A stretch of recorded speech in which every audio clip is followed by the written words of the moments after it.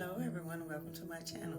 My name is Donna and I am the Creole Crafter. Today I have one large standing farmhouse fall sign for you guys. So let's get started. Here are the supplies that we'll need. We need some regular school glue. I have Outbound Painting White, Waverly Antique Wax, Dollar Tree spackling. I have a rooster that I had cut, that I printed out on my printer. I have some black and white buffalo check ribbon from Hobby Lobby. I also have some wording that I cut out using my Cricut. And I have one of those cabinet doors from Habitat of Humanity. And I got that for 50 cents. Yay!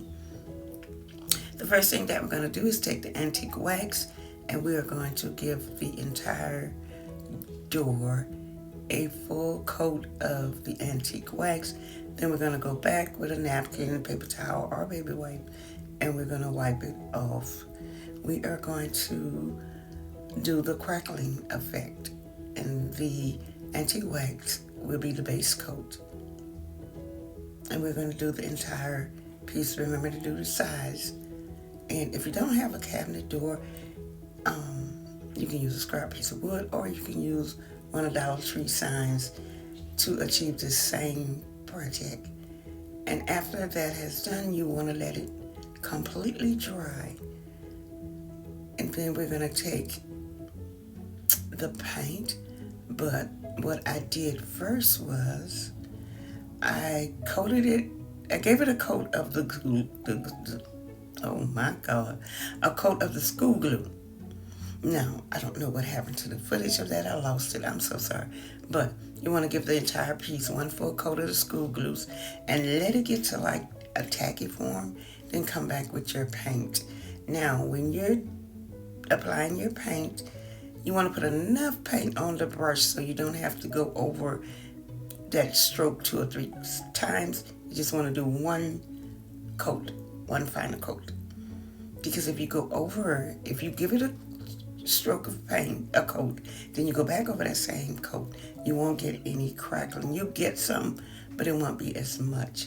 So you want to make sure you have enough paint on your brush for that first coat. And right here, I'm using my heating tool just to speed it up because I'm doing the video, but you can let it air dry. It'll still crackle. And right here, I'm just checking to make sure I have the crackling that I want, that my eyes are happy, and they are. It's up to you. The more paint you use, the more crackling you will have. The less paint you use, the less crackling you will have. And I'm going to use some regular school glue stick, the glue sticks from Dollar Tree. And I am going to put it on the back of the rooster, and I'm using that to adhere it to my sign. And I've always used the school glue, and I've never had a problem with it lifting or anything. And I find that when if I print something out of my printer and I use the school glue to adhere it, I don't have any wrinkles or any bubbling because the printer paper is much thicker than using a napkin, or it's thicker, so it won't, oh my God, it won't bubble as much. As a matter of fact, you won't get any bubbling if you use the glue stick. I absolutely love this rooster. Okay, now that I have the rooster in place and adhere, I am going to weed out my words, and I cut out the words farm, sweet farm. I am just going to weed it, transfer it to transfer tape, and then transfer it to the sign. If you don't have a Cricut, you can use peel and stick letters. Dollar Tree, Walmart, and the craft store sells all types of peel and stick letters.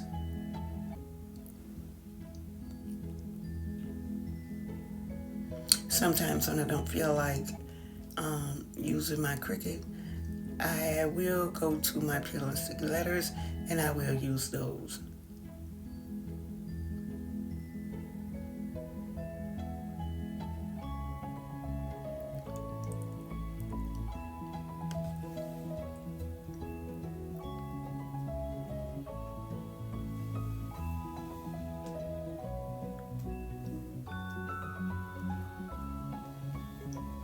Now after I have, excuse me, got my wording placed, I did go around the edges of my sign with my finger sander, and I distressed it a little more.